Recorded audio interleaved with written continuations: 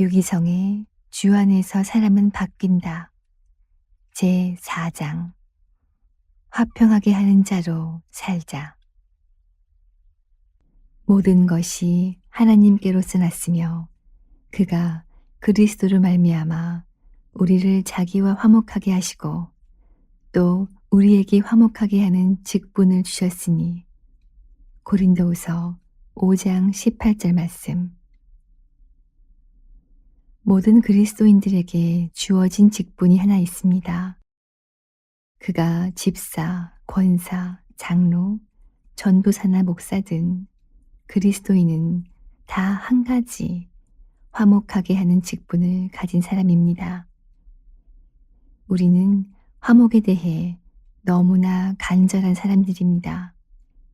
일제시대 6.25 전쟁을 지나면서 우리 민족은 평화가 얼마나 소중한지 뼛속 깊이 깨달았습니다. 저는 어려서 교회에서 싸우는 어른들을 보며 교회 안에 평화가 너무 중요하다는 것을 깊이 깨달았습니다. 그 시절의 경험이 아직도 제 가슴에 아픔으로 남아 교회 안에서 서로 싸우지 않고 화목하게 지내는 것을 정말 중요하게 생각합니다. 그리고 그것이 저의 소명이 되었습니다. 많은 사람들이 어렸을 때 부모가 싸우는 것을 보고 자라면서 제발 가정이 화목하면 좋겠다. 집이 넉넉하지 않아도 엄마 아빠가 싸우지만 않으면 좋겠다는 마음을 품습니다. 그런데 가만히 들어보면 엄마 아빠는 자녀에게 더 좋은 음식을 먹이고 더 좋은 옷을 사주고 공부를 많이 시키고 싶어서 재정 문제 때문에 싸우는 경우가 대부분입니다. 교회에서 싸우는 어른들 때문에 마음의 상처를 입었으면서 어른이 되고 나서 자신도 교회 안에서 싸웁니다. 장성하여 결혼하고 부모가 된 다음에는 자신도 부모들과 똑같이 여전히 싸웁니다. 사람들이 싸우는 데는 나름대로의 사정이 있기 마련입니다. 심지어 싸우지 말자고 싸우는 경우도 있습니다. 세계 전쟁을 일으킨 나라마다 명분은 평화였습니다. 독일, 일본이 모두 그랬습니다. 우리가 평화의 중요성을 깨달았다고 해서 평화롭게 사는 것은 아니라는 말입니다. 진정한 평화는 성령께서 주시는 것입니다. 전적으로 성령의 역사입니다. 그렇기 때문에 화평이 성령의 열매인 것입니다. 이 점을 모르면 평화롭게 살자고 전쟁을 벌이는 어리석은 사람이 되어버리고 맙니다. 성령이 하나 되게 하신 것. 그러므로 주 안에서 갇힌 내가 너희를 권하노니 너희가 부르심을 받은 일에 합당하게 행하여 모든 겸손과 온유로 하고 오래 참음으로 사랑 가운데서 서로 용납하고 평안을 매는 줄로 성령이 하나 되게 하신 것을 힘써 지키라. 에베소서 4장 1절에서 3절 말씀. 과연 우리가 정말 하나 될 수 있는가? 의심하지 마십시오. 하나님이 못하실 것이 무엇입니까? 천지 창조도 믿고 동정녀 탄생도 믿으면서 성령이 하나 되게 하심을 왜 믿을 수 없어 합니까? 오병이어의 기적도 행하시고 물이 포도주가 되게 하신 주님이신데 다른 일도 아니고 성도들을 하나 되게 하시는 일을 왜 못하시겠습니까? 우리는 얼마든지 하나 될 수 있습니다. 우리에게 하라고 하면 못하지만 그것도 성령님이 해주십니다. 그래서 성령의 열매입니다. 우리는 성령이 하나 되게 하신 것을 힘써 지키기만 하면 됩니다. 우리가 예수 믿는 사람이라면 우리는 이미 성령이 하나 되게 하신 것에 해당합니다. 이미 이루어진 일입니다.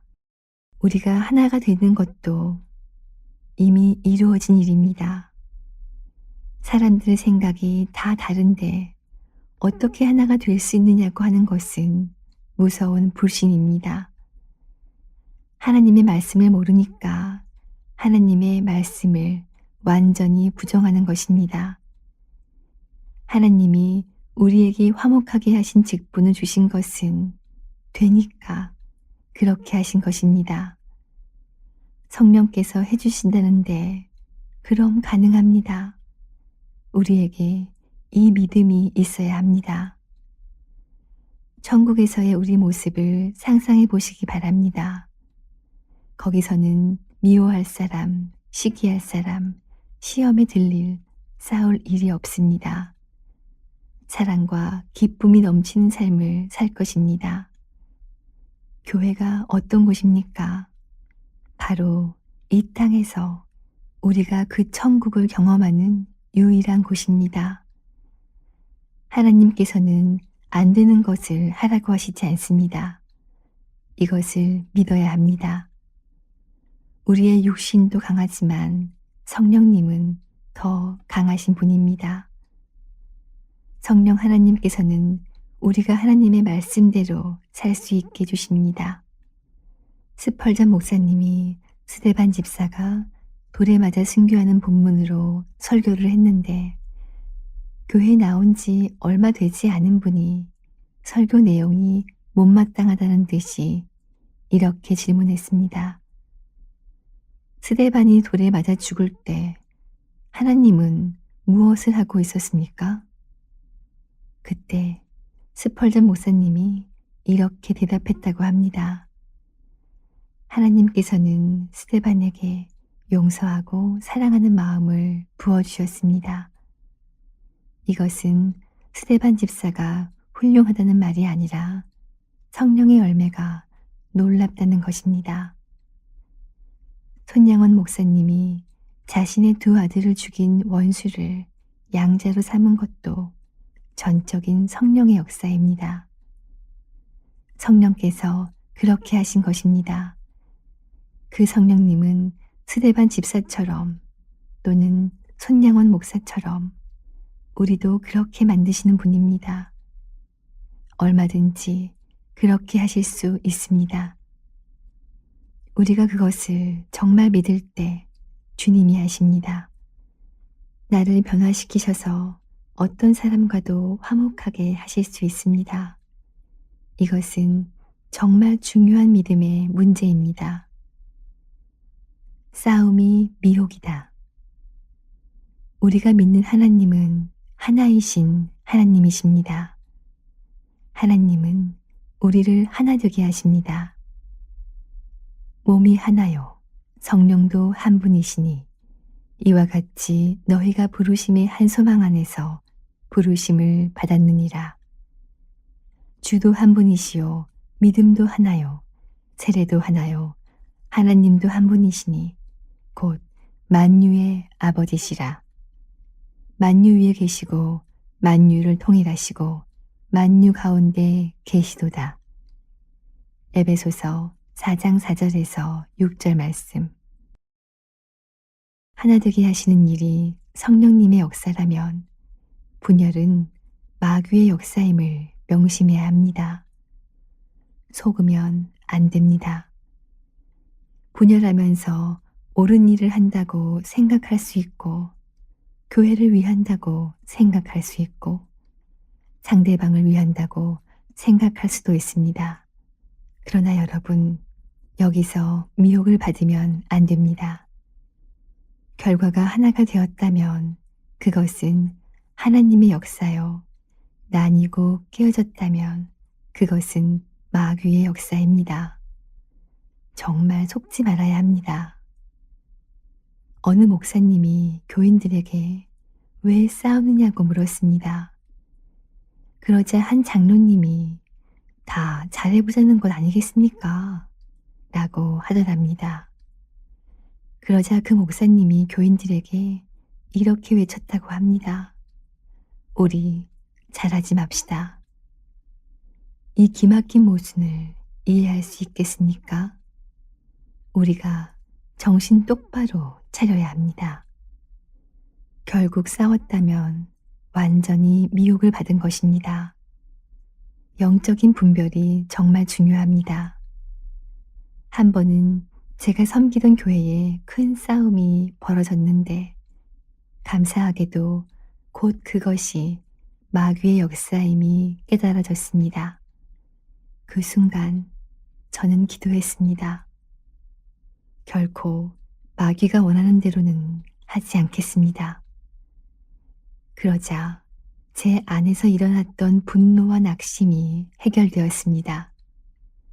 마귀가 그것을 원한다는 것을 깨달았기 때문입니다. 영적으로 분별이 되자 문제가 달리 보였고 저는 제 의견에 반대하는 교인들이 원하는 대로 하기로 했습니다. 서로 의견이 맞지 않아 다투느니 저의 의지도 목회 방향도 다 포기하고 저를 반대하는 분들의 의견에 따르기로 한 것입니다. 그때 제 편을 들었던 분들 안에서도 마귀가 무섭게 역사하는 것을 보았습니다. 싸움에서 물러서지 마세요. 절대 포기하지 마세요. 그 사람들을 교회에서 내보내야 합니다. 저는 그분들에게 저를 믿으신다면 끝까지 기도만 해주시기를 당부했고 3개월 뒤 하나님은 완전한 승리를 주셨습니다. 하나됨을 지키며 제가 기도하던 방향으로 교회가 나아갈 수 있게 되었습니다. 마귀의 역사를 깨달았기에 분열의 위기를 이기고 교회가 놀랍게 하나 되는 역사를 경험한 것입니다. 여러분, 옳고 그른 것을 따지다가 거기에 속으면 안 됩니다. 물론 올바로 해야 합니다. 교회는 하나님이 기뻐하시는 길로 가야 하고 잘못된 것을 고쳐야 됩니다. 그러나 꼭 기억하십시오. 절대로 싸우고 갈라지는 방법으로 해결되는 것이 아닙니다. 하나됨을 지켜가면서 얼마든지 할 수 있습니다. 이것이 바로 성령의 역사입니다. 마귀의 속임과 공격. 내 사랑하는 형제들아, 너희가 알지니 사람마다 듣기는 속히 하고 말하기는 더디하며 성내기도 더디하라. 사람이 성내는 것이 하나님의 의를 이루지 못함이라. 야고보서 1장 19절 20절 말씀. 평소 비판을 잘하는 사람에게 당신은 왜 그렇게 부정적이고 비판적이냐고 하자 자신의 성품이 워낙 솔직하기 때문에 그저 솔직한 의견을 말했을 뿐이라고 하는데 그렇지 않습니다. 마귀에게 속고 있는 것입니다. 어느 목사님이 항상 부정적이고 비판적인 생각으로 가득 차 있었습니다. 그러던 어느 날 로마서 14장 10절 말씀 앞에서 심장이 멎는 것 같았다고 고백했습니다. 내가 어찌하여 내 형제를 비판하느냐? 어찌하여 내 형제를 업신여기느냐? 우리가 다 하나님의 심판대 앞에 서리라. 로마서 14장 10절 말씀. 그 후로 그는 비판적인 생각이 곧 사단의 공격임을 깨닫고 그것을 말씀으로 대적하는 삶을 살며 자신의 굳어진 습성으로부터 벗어날 수 있었다고 했습니다. 이전에 목회하던 교회에 있을 때 저에게도 어떤 교인이 찾아와 우리 교회의 많은 문제를 지적하고 난 뒤 내가 교회를 떠나도 좋으니 주일 예배 때 발언할 기회를 한번 달라고 했습니다. 목사는 착해서 말을 못하는 것 같으니 자신이 대신 이야기를 하겠다는 것입니다. 그래서 제가 그분에게 고마워했을까요? 집사님, 절대 그렇게 하시면 안 됩니다. 그건 완전히 미혹입니다.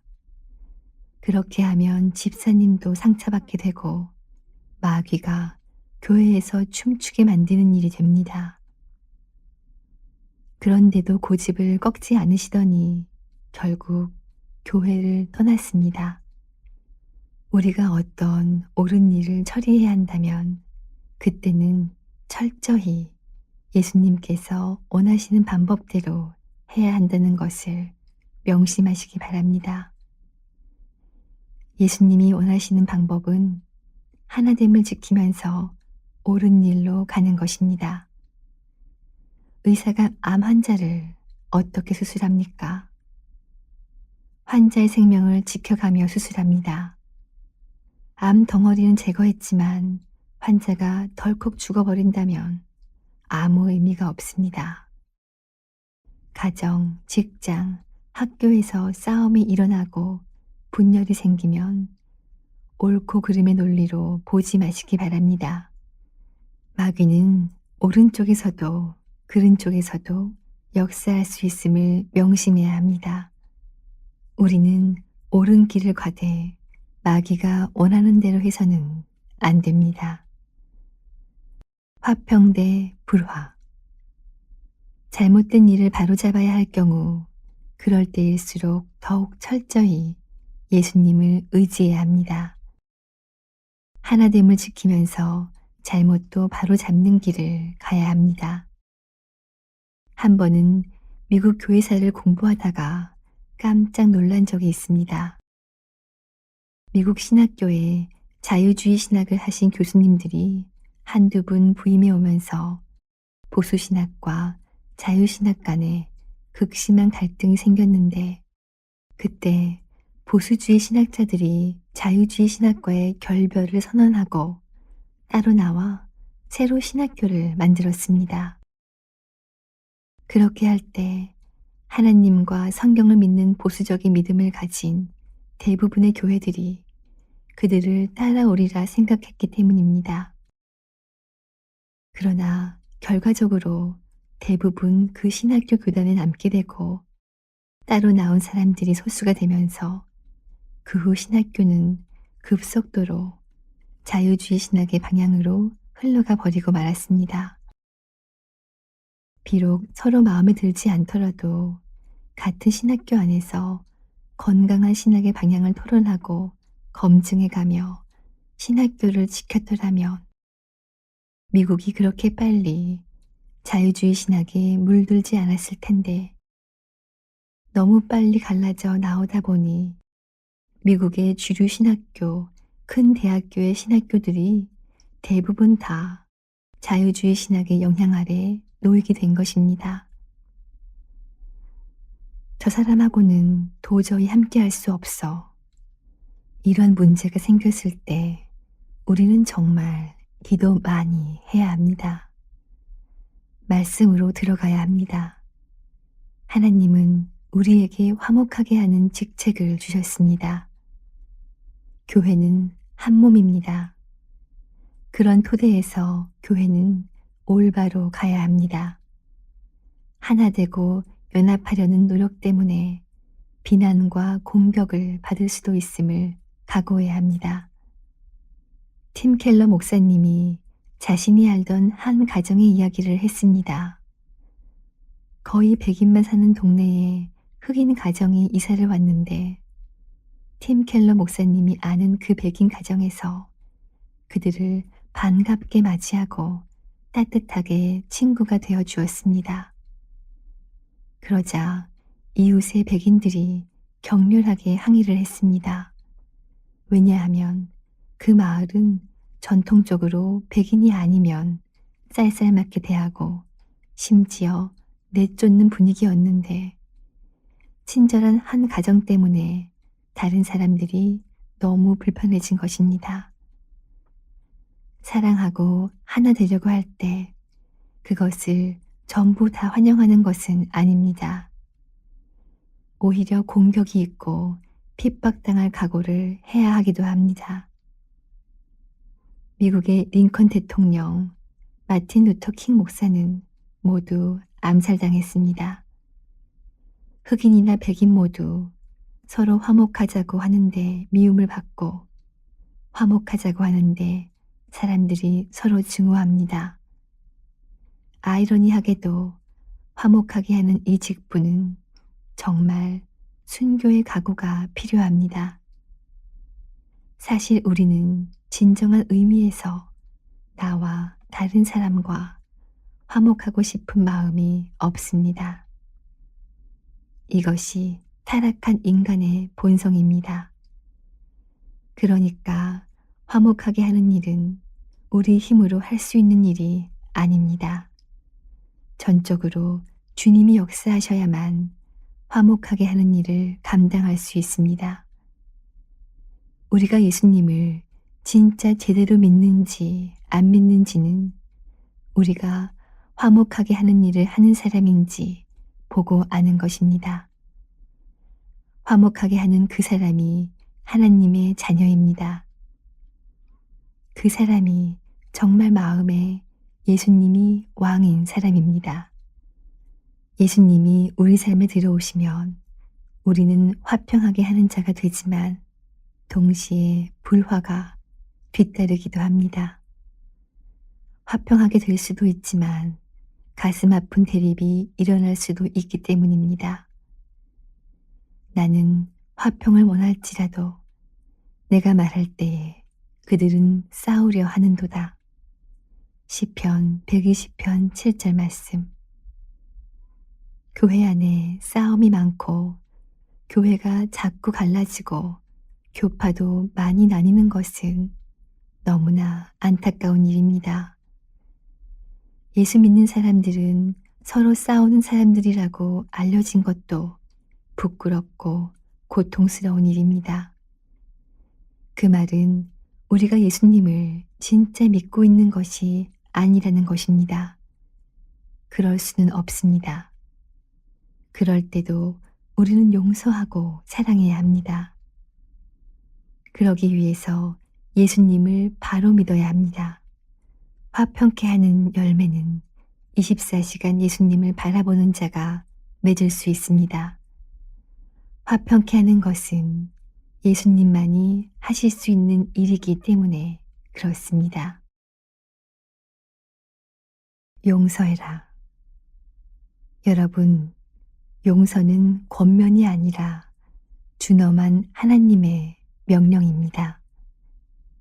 주님은 우리에게 용서하는 게 좋겠다, 할 수만 있으면 용서하도록 해봐라 하지 않으시고 용서해라 이렇게 말씀하십니다. 우리가 할 수 있는 유일한 대답은 예, 순종하겠습니다 입니다. 화란의 코리덴붐 여사가 유대인들을 숨겨주었다는 이유로 독일군에게 체포되어 수용소에 끌려갔습니다. 그곳에서 그녀는 여자로서는 차마 입에 담을 수 없는 끔찍한 아픔을 겪었고 그녀의 언니도 수용소에서 죽고 말았습니다. 전쟁이 끝나고 구사일생으로 살아온 그녀에게 성령이 임하였고 하나님은 그녀에게 잔인한 명령을 하셨습니다. 독일인을 사랑해라. 독일로 가서 그들에게 용서의 복음을 선포해라. 하나님이 독일 사람들을 사랑한다고 얘기해라. 독일인들에게 치유의 복음을 전파해라. 용서의 복음을 전파해라. 이 메시지를 전하기 위해 그녀는 독일로 갔고 그녀가 집회를 하는 곳마다 독일 전역에서 수많은 사람들이 몰려들었습니다. 세계 전쟁을 일으킨 민족이지만 하나님께서 그들을 용서하신다는 메시지를 들으니 얼마나 은혜가 되겠습니까?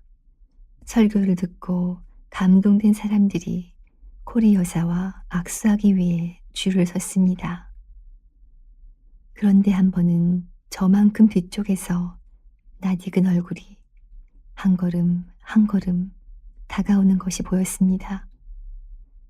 결코 잊을 수 없는 얼굴이었습니다. 바로 수용소에서 자신을 벌거벗기고 모질게 고문한 간수였습니다. 고통 가운데 죽어가던 언니의 얼굴이 떠오르기 시작했습니다. 코리 여사는 그 당시의 감정을 책에 이렇게 기록하고 있습니다.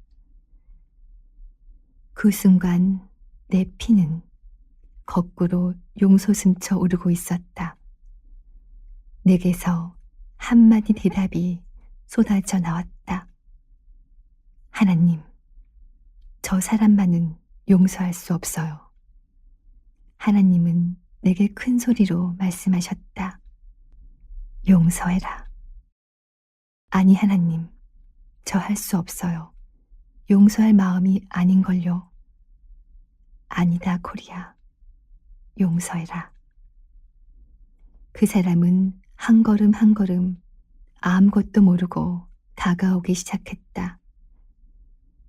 나는 너에게 용서할 마음이 있는지 아닌지 묻는 것이 아니다. 용서해라. 이것은 나의 명령이다. 용서해라.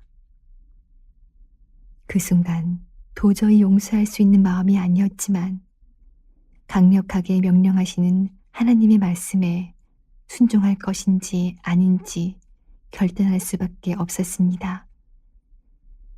용서하겠습니다. 간수가 바로 앞에 섰을 때 두 사람은 서로의 얼굴을 확인할 수 있었습니다. 코리 여사는 손을 내밀었고 그 간수를 끌어안았습니다. 하나님은 당신을 사랑하십니다. 나는 당신을 용서합니다. 그때 코리 여사는 용서의 능력과 함께 깊은 평화, 하나님의 놀라운 임재를 경험했습니다. 아직도 미처 용서하지 못하고 미워하는 사람이 있다면 그 문제를 해결하시기 바랍니다. 도무지 용서할 수 없는 그 사람과 주님 안에서 화목하고 하나가 되는 역사를 반드시 경험하시기 바랍니다. 하나님과 먼저 화목하라. 그러나 너를 책망할 것이 있나니 너의 처음 사랑을 버렸느니라. 그러므로 어디서 떨어졌는지를 생각하고 회개하여 처음 행위를 가지라. 만일 그리하지 아니하고 회개하지 아니하면 내가 내게 가서 내 촛대를 그 자리에서 옮기리라. 요한계시록 2장 4절에서 5절 말씀. 이 말씀은 에베소 교회에 하신 주님의 말씀입니다. 만일 어떤 사람이 용서가 되지 않는다면 우리도 처음 사랑을 잃어버린 것입니다. 하나님이 부으시는 말할 수 없는 사랑을 잊고 1만 달란트나 탕감을 받았으면서 100데나리온 빚진 자를 용서하지 못하는 것과 똑같아진 것입니다.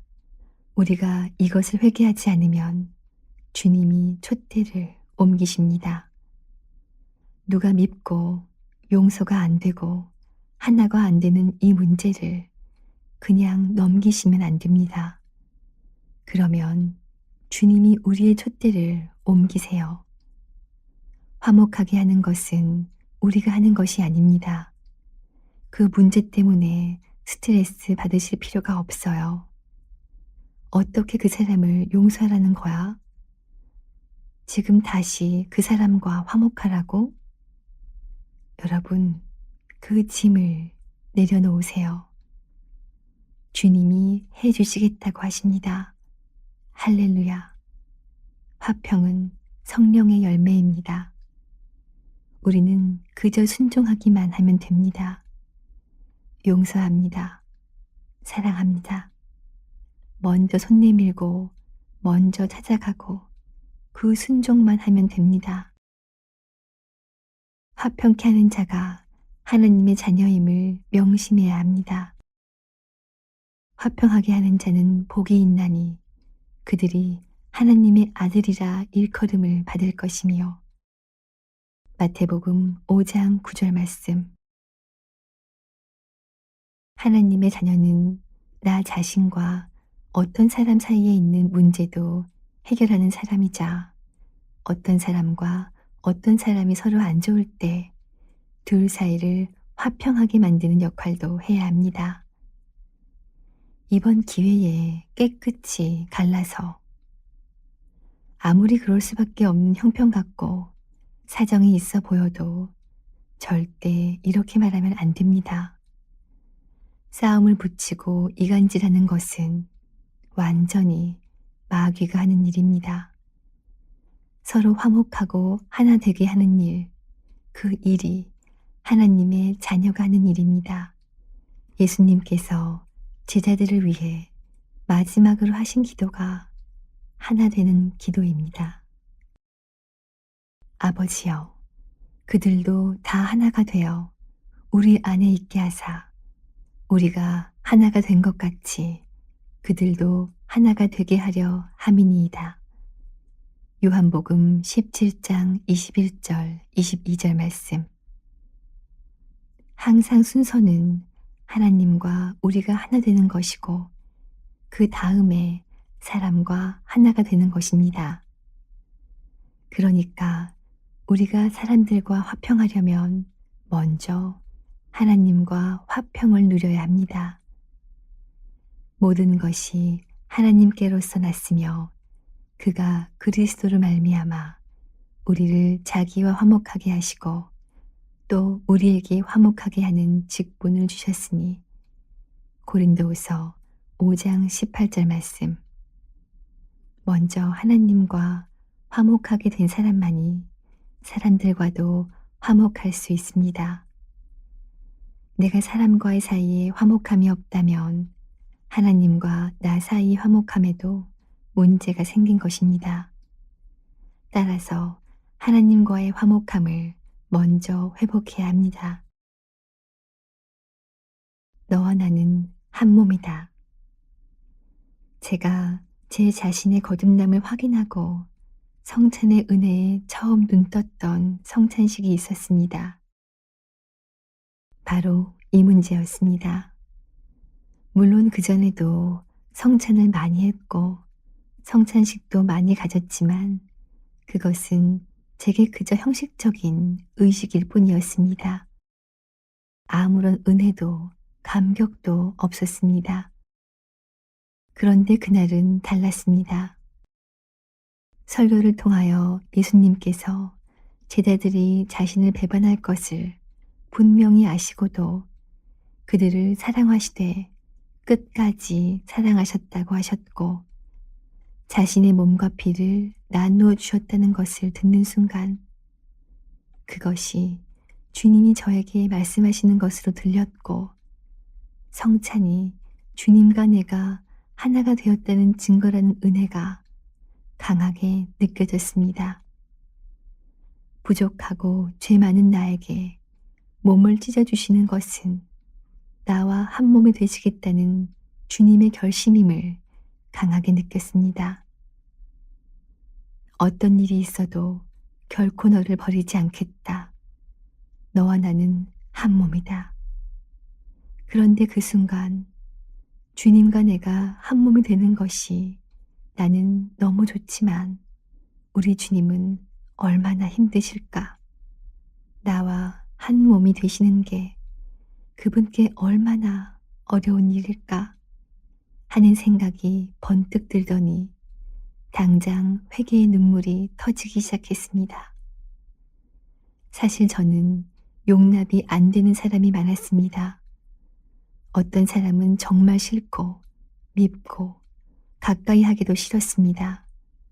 그 사람과 하나가 되기를 원하지 않았고 하나가 될 수 없다고 생각했습니다. 나는 그렇게 생각하고 있는데 우리 주님은 나와 하나가 되셨어요. 성찬을 받는 동안 그 사실이 얼마나 마음이 아팠는지 모릅니다. 그리고 비로소 제가 제 마음에 안 드는 사람, 제 기준에 안 맞는 사람, 이런 사람들을 받아들일 수 있는 힘이 생겼습니다. 그 후 성찬식에 참여하거나 성찬식을 집례할 때마다 그때의 감격을 느낍니다. 우리가 주님의 은혜 안에 깊이 들어가면 사람과의 관계가 놀랍게 풀어지는 역사를 경험하게 됩니다. 사람과의 관계에 문제가 생겼다는 말은 주님과의 관계에도 문제가 생겼다는 의미이기 때문에 그렇습니다. 예수님이 보일 때 말하기. 여러분, 가정에서나 직장에서나 교회에서나 누구를 대하든지 어떤 일과 문제 앞에서든지 예수님이 보이지 않으면 말하지도 말고 결정하지도 마시기 바랍니다. 말 한마디가 얼마나 중요한지 모릅니다. 어렵게 전도한 남편을 실족시킨 한 집사님의 이야기를 들었습니다. 남편이 교회에 따라 나오면서 생활이 변하기 시작했습니다. 술을 좋아하던 남편이 교회를 다니기 시작하면서 직장에서도 술을 끊었다고 선언했습니다. 술 때문에 이혼 직전까지 갈 정도로 술 마시고 늦게 들어오던 남편이 한순간에 변한 것입니다. 그런데 하루는 남편이 연락도 없고 밤이 늦도록 집에 오지 않았습니다. 전화를 걸었지만 전화기가 꺼져 있었습니다. 순간 남편이 또 술을 마시고 있겠구나 하는 생각에 집사님은 화가 나기 시작했습니다. 자정이 넘어서도 연락이 되지 않자 화가 머리 끝까지 나서 잠도 오지 않았습니다. 교회에서 간증까지 하고 어떻게 이럴 수가 있어? 그때 현관문 열리는 소리가 나서 뛰쳐나가 들어오는 남편에게 한마디를 했습니다. 이 위선자, 거짓말쟁이. 그런데 남편은 아무 말도 하지 않았습니다. 이상한 것은 술 냄새도 나지 않았다는 것입니다. 다음 날 말없이 출근한 남편에게 전화를 하자 남편의 첫 마디가 나 이제 교회 안 나가 였다고 합니다. 자초지종을 들어보니 그날 회사에 안 좋은 일이 있어서 밤늦게까지 일을 수습하느라 수고하고 돌아온 남편에게 소리를 질러서 남편의 자존심을 건드리고 만 것이죠. 우리의 말 한마디가 모든 것을 무너뜨릴 수 있습니다. 자녀에게, 부모에게, 교우들 사이에서도 항상 주님을 바라보고 무슨 말이든 하시기 바랍니다. 행복한 결혼은 사람 잘 만나서 되는 것이 아닙니다. 남편을 볼 때 예수님이 함께 보이고 아내를 볼 때 예수님이 함께 보여야 행복한 결혼 생활을 할 수 있습니다. 화목의 용사. 정반대로 예수를 믿지 않다가 시어머니의 말 한마디 때문에 예수를 믿게 된 경우도 있습니다. 이분이 지금의 남편과 결혼하기 위해 막상 남편 부모님의 허락을 받으려고 하다 보니 사실 이 결혼이 불가능할 거라는 생각이 들었다고 합니다. 왜냐하면 남편 될 사람은 잘생기고 유능한 공무원에다가 심지어 나이도 어린 연하남인데 자신은 결혼에 실패한 두 아이의 엄마였기 때문입니다. 그러니 어느 부모가 이 결혼을 쉽게 승낙하겠습니까? 남편의 어머니가 기도 많이 하시는 신실한 권사님이셨지만 아무리 예수를 잘 믿는 분이라도 허락하시기 어려울 거라는 생각이 든 것입니다. 아니나 다를까 어머니의 반대가 심하다는 소식이 들려왔습니다.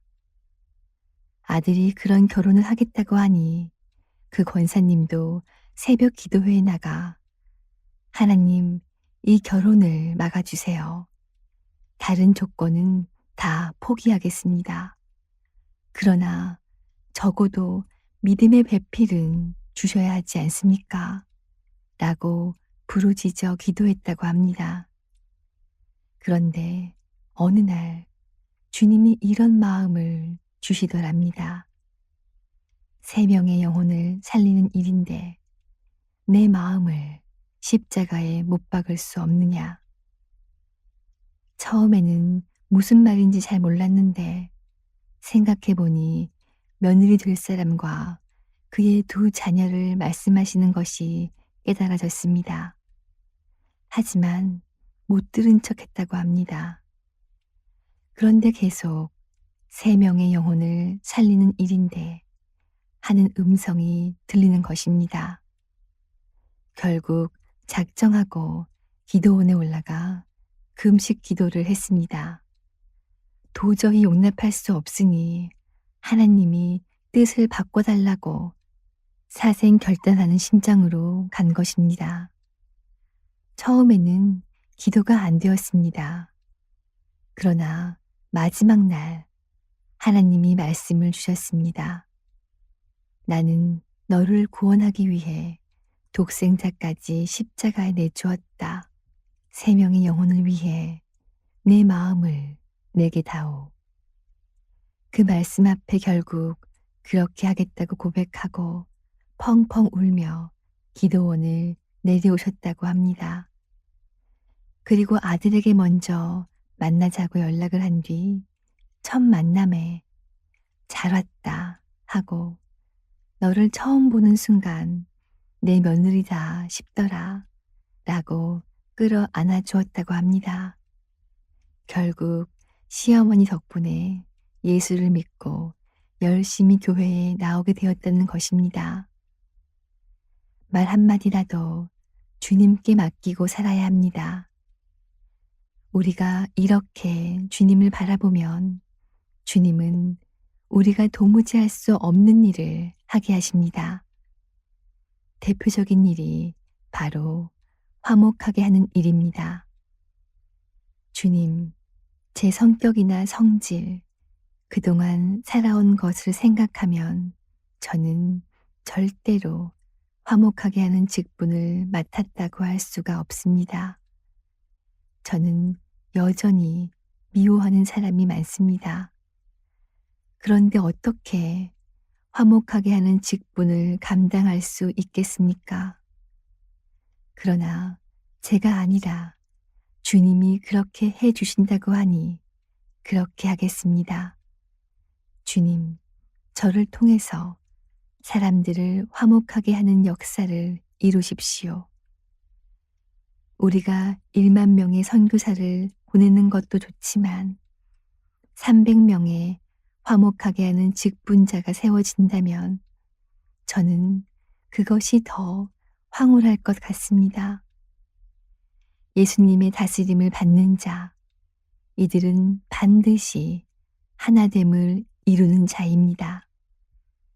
주님을 바라보면 화평케 될 수 있다는 믿음을 가지고 용기를 가지시기 바랍니다. 성령께서 친히 그 일을 이루실 것이기 때문입니다. 내 안의 모든 비판, 원망, 불평, 미움을 주의 보혈로 씻어주소서. 하나님과 나 사이에 온전한 화목함을 누리게 해주소서. 1만 선교사를 보내기 이전에 화목하게 하는 300용사가 먼저 일어나게 하소서. 화목하게 하는 직분의 사람이 내가 되게 하소서. 하나님과 화목함을 누리게 하소서. 하나님을 신뢰하고 모든 문제를 맡기고 주님과 온전히 하나 되는 시간이 되게 하소서. 유기성의 주 안에서 사람은 바뀐다. 제 4장. 화평하게 하는 자로 살자.